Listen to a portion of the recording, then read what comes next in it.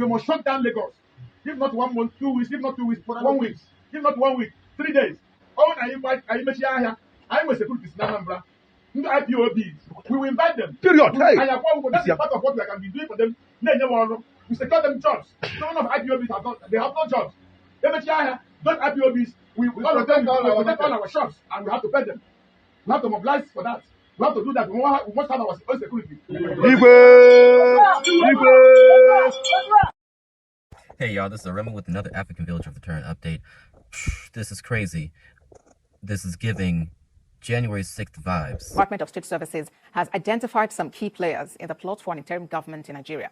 In a statement by Public Relations Officer Peter Funaya, the service considers the plot being pursued by these entrenched interests as not only an aberration, but a mischievous way to set aside the constitution and undermine civil rule, as well as plunge the country into an avoidable crisis. The illegality is totally unacceptable in a democracy and to the peace-loving Nigerians.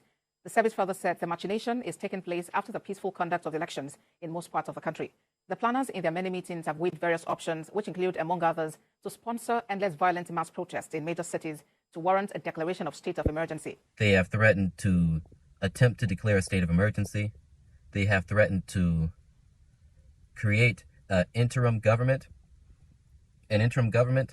which is against the Constitution, foreign to Nigeria's political process and constitutionality. They have declared that there is no president-elect in blatant denial of reality.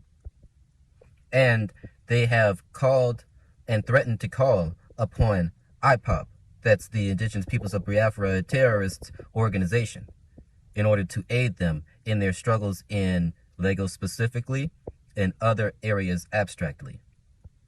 What does this sound like to you? The vice presidential candidate of the Labour Party, Mr. Dati Babaham, your party had gone to court petitioning the outcome of that election. What are your expectations? And I'm asking this because your party came third. There is no president-elect for Nigeria now.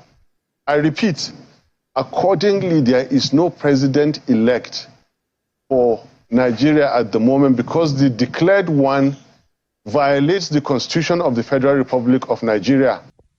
Sounds like to me an attempted coup that is currently in the process of failing dramatically. They are setting back politics for Nigeria in an attempt to overthrow a democratically elected leader. They are setting back politics of the Igbo community by attempting to label or mark all Igbo activists and all Igbo organizers and business people as allies to IPOB, the international terrorist organization. This is terrible. This is bad for Nigeria. This is bad for Igbos. This is bad for everybody. There is also a movement now by the Labour Party, which was co-opted by IPOB actors a year before the presidential election began, or at least the campaign period began. Labour Party is now trying to backtrack and distance itself from this coup attempt where they approached the military requesting military rule, and they approached the civil service requesting an interim government, while there's still currently a sitting president.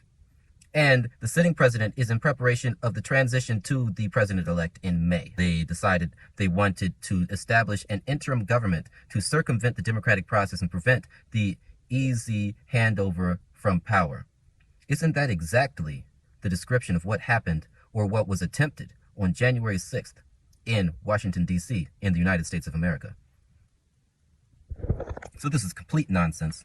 This is complete nonsense. This is dangerous, reckless, colonial mentality behavior.